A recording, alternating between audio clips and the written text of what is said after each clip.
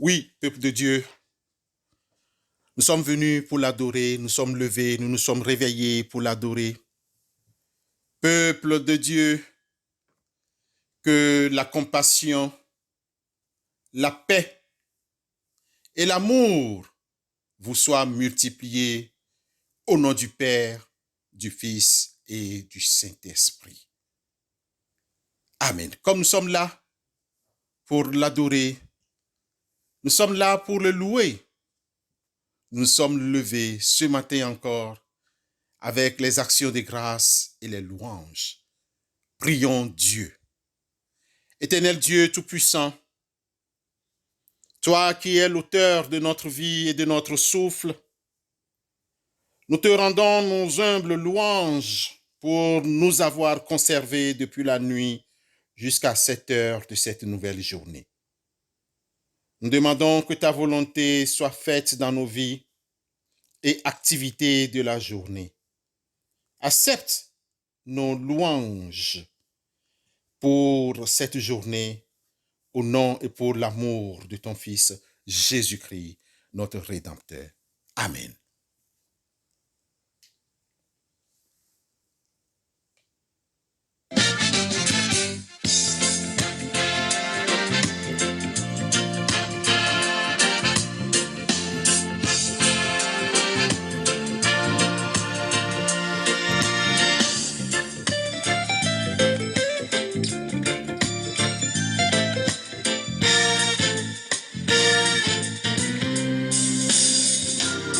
Joyeux, bénissons le Seigneur. Chantons et célébrons ses louanges. Adorons avec foi le Sauveur. Nous joignons aux célestes phalanges pour dire gloire à Dieu. Gloire à Dieu. Gloire à Dieu. Retentisse en tout lieu. Gloire à Dieu. Gloire à Dieu. Que ce chant retentisse en tout lieu.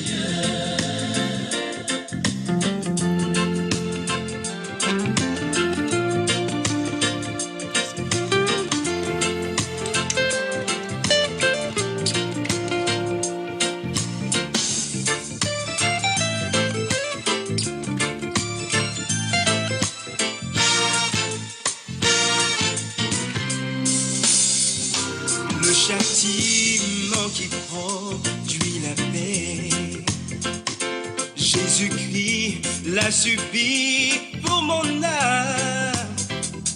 Il voulut expier nos forfaits en mourant, lui sur le bois infâme.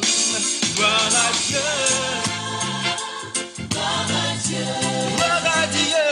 Que ce chant retentisse en tout lieu. Gloire à mon Sauveur, gloire à Dieu, gloire à mon appui. Oh, que ce chant retentisse en tout lieu.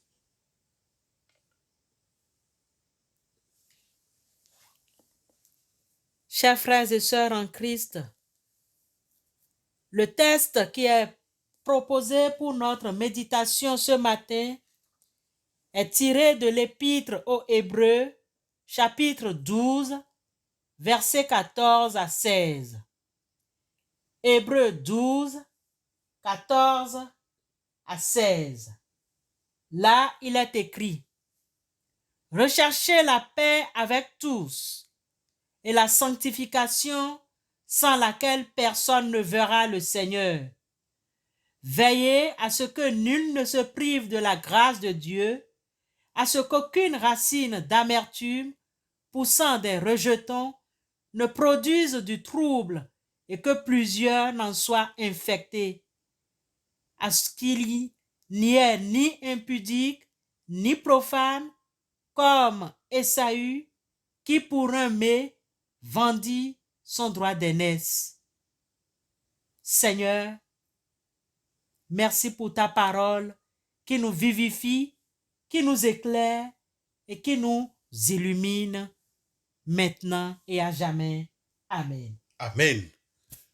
Bien-aimés dans le Seigneur, à tous les saints qui nous écoutent ce matin, dans le texte que nous venons de lire ou que nous venons d'écouter, le texte de Hébreux au chapitre 12, les versets 14 à 16, nous pouvons retenir plusieurs thèmes, mais nous avons sélectionné pour vous ce matin 2 thèmes majeurs. Et ces 2 thèmes majeurs se dégagent d'emblée dans ce texte. Et ces 2 thèmes sont la paix et la sanctification. Nous allons essayer, dans la mesure du possible, de passer au peigne fin et d'une manière précise ces 2 concepts de paix et de sanctification. D'abord, prenons le premier concept, la paix. Qu'est-ce que c'est? Pour les enfants de Dieu, il n'est pas seulement question d'aspirer à la paix, mais de la procurer, de chercher à vivre dans la paix. Notre Seigneur Jésus insiste sur la nécessité d'être des artisans de paix. Souvenez-vous, j'aimerais emprunter ce texte des béatitudes. Heureux ceux qui procurent la paix, car ils seront appelés fils de Dieu. Matthieu 5, le verset 9. Nous devons comprendre de cette 7e béatitude ce qui suit. Étant fils de Dieu, cherche, trouve, occasionne ou provoque la paix. Tu seras donc reconnu comme fils de Dieu. De cette explication nous démontre pourquoi le monde ne trouve jamais la paix dont il parle continuellement. Le péché ne pouvant produire que la guerre. Pour procurer la paix, il faut être transformé. Observons tout autour de nous. Que constatons-nous? Tous les accords, toutes les conférences, les conventions inimaginables, les organisations, les assemblées ne pourront procurer la paix, car ils ne peuvent éliminer le péché, la révolte contre Dieu, qui est la racine de tous les malheurs. La raison de tous ces échecs n'est ni politique, ni économique, ni sociale. Elle est d'ordre spirituel, théologique et doctrinal. Le cœur de l'homme, de tous les hommes, est mortellement malade et ne peut être changé que par le Seigneur Jésus-Christ tout en acceptant l'action du Saint-Esprit. D'ailleurs, le Seigneur lui-même a dit qu'il est venu pour ceux qui sont malades. Les fils de Dieu, ne resteront toujours qu'une poignée en comparaison avec le monde dans son ensemble. Ils sont le sel de la terre. Il faudra que Christ revienne sur la terre, qui l'a rejeté afin d'établir son royaume de paix et de justice que les prophètes prédisent si clairement. Ce royaume terrestre durera 1000 ans, selon Apocalypse 20, même si ce chiffre signifie peut-être simplement une période très longue, mais limitée dans le temps. Alors que le royaume de Dieu, le royaume éternel dans lequel il débouchera, sera sans fin. Si chacun pouvait rechercher la paix et la procurer, il n'y aura pas de trouble, ni d'amertume dans nos assemblées chrétiennes, dans nos familles, dans nos lieux de travail, dans nos quartiers, voire tout autour de nous. Nous servons un Dieu de paix et ne l'oublions jamais. C'est autant affirmer que le désordre, le trouble, l'amertume, les rancœurs et tout ce qu'il y a de semblable proviennent du diable. Alors, cessons d'être tout simplement les acolytes de ce trompeur. Regardons d'une manière approfondie le deuxième thème, c'est-à-dire la sanctification. Dans l'Ancien comme dans le Nouveau Testament, la sanctification signifie dans son sens initial, signification signifie séparer d'eux, séparation, mise à part pour Dieu. Elle est d'abord un don, une œuvre de Dieu accomplie par le Saint-Esprit. Elle ne consiste pas à faire des choses extraordinaires, mais à se laisser pénétrer par le Saint-Esprit pour que nos pensées, nos actes deviennent semblables, si possible, à ceux de Jésus-Christ. Ayant reçu de telles promesses, mes bien-aimés, purifions-nous donc de toute souillure de la chair et de l'esprit. Achevons donc de nous sanctifier dans la crainte de Dieu. 2 Corinthiens 7, le verset 1. Dans la vie d'union de plus en plus intime avec Dieu, la sanctification est indissociable d'une conversion et d'une purification constante. La sanctification est alors reliée au fait que Dieu nous a mis à part pour lui. Nous sommes mis à part pour lui. C'est pourquoi nous devons chercher toujours à comprendre cette sanctification dans la rencontre personnelle avec le Seigneur Jésus-Christ. Nous sommes enfants de Dieu par la foi en Jésus-Christ. Jean 1, le verset 12 et 13. C'est un privilège que d'avoir Dieu pour Père. Et puisqu'il est saint, il ne peut communier qu'avec ceux qui se sont sanctifiés par le sang de l'agneau, ceux dont leur habit est lavé dans le sang de cet agneau, Jésus-Christ. Alors faisons attention aux mots qui sortent de nos bouches. Faisons attention à nos comportements au milieu des frères et des sœurs dans la foi, même au milieu des frères ou bien de ceux qui sont dehors. C'est ainsi que notre adoration même se fera en esprit et en vérité, comme nous demande Jean 4, le verset 24. Bien-aimés, l'épître aux Hébreux que nous venons d'écouter et ou de lire nous met en garde contre tout comportement qui ressemblerait à celui d'Ésaü, qui perdit son droit d'aînesse à cause d'un mets succulent, la nourriture, le ventre. Regardez le ventre, ce que je vais boire, ce que je vais manger. N'oubliez pas que Dieu appelle Israël à de précieuses bénédictions. Regardez dans Deutéronome 28, les versets 1 à 14. Ces versets nous disent long. Il nous met et nous fait parallèle grâce en Christ. Il nous donne cette grâce qui se trouve en Christ. Chacun doit reconnaître ce droit comme un privilège de la part du roi des rois. Alléluia. Bien-aimés, que le Seigneur éclaire notre entendement afin de demeurer ferme dans la foi en Christ que nous professons. Bien-aimés, passez une excellente journée sous le regard de notre Seigneur et Sauveur Jésus-Christ. Que le Seigneur vous bénisse. Amen.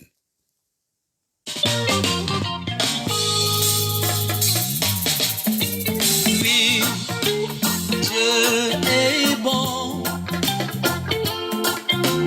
Oui, Dieu est bon. Oui, Dieu est bon. Il est bon pour moi.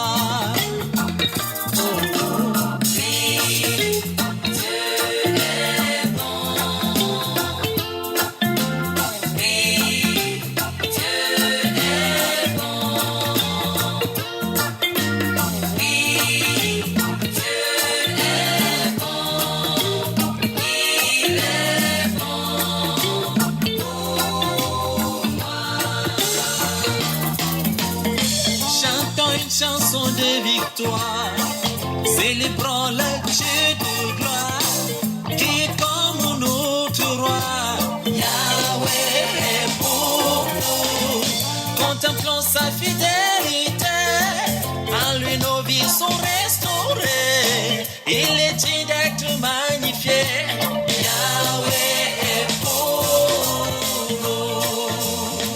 Dieu est bon.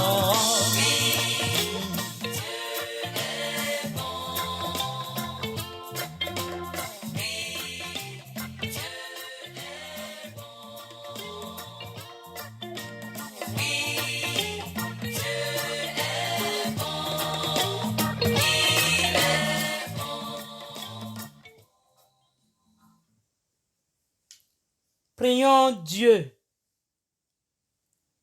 Éternel Dieu, tu es bon, tu es magnifique, tu connais nos faiblesses et nos forces. Nous implorons particulièrement ta grâce et ta protection pour la journée qui commence.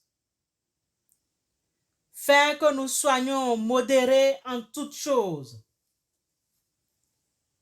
Dieu Tout-Puissant, tu nous as donné l'espérance du salut. Nous t'adressons avec confiance nos prières et nos intercessions. Regarde avec bonté tous les hommes de Dieu, ton Église, les chrétiens qui combattent sur la terre. Assiste-les dans le témoignage qu'ils rendent à l'Évangile. Et que tous ceux qui invoquent le nom du Christ soient unis dans la vérité et la charité. Bénis chacune de nos familles. Accorde-nous de grandir dans la foi. Fais-toi connaître à tes enfants. Affermis les adolescents. Inspire les parents. Soutiens les vieillards.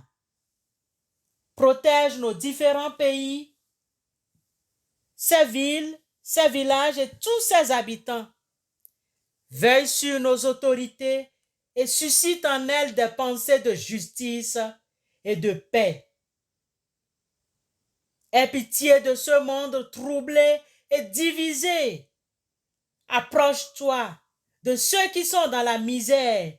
Assiste ceux qui ont faim.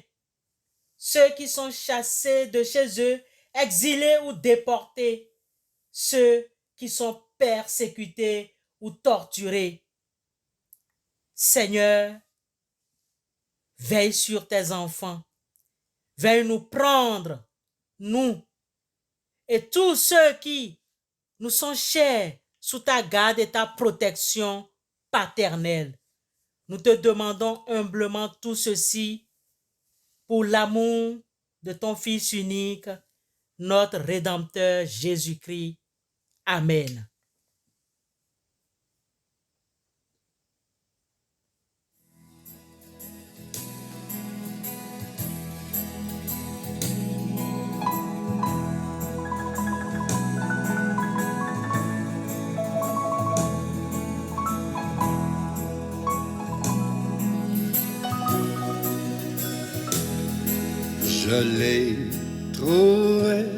Je l'ai trouvé, le bonheur ineffable. Je suis sauvé, aux joies inexprimables. Tous mes péchés sont effacés, le sang de Christ me lave, les jours des larmes sont passés, je ne suis plus esclave. Bien-aimés, écoutons l'exhortation. Recherchez la paix avec tous et la sanctification sans laquelle personne ne verra le Seigneur. Recevons alors la bénédiction de la part du Seigneur. Que le Dieu de paix qui a ramené du milieu des morts notre Seigneur et Sauveur Jésus-Christ vous accompagne.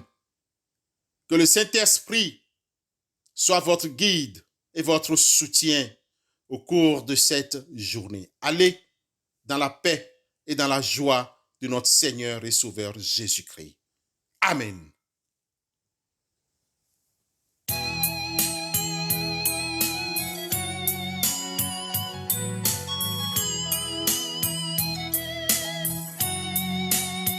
Pleine paix, Jésus, en ta présence. Pleine paix, soutenue par ta main. Pleine paix, gardée par ta puissance.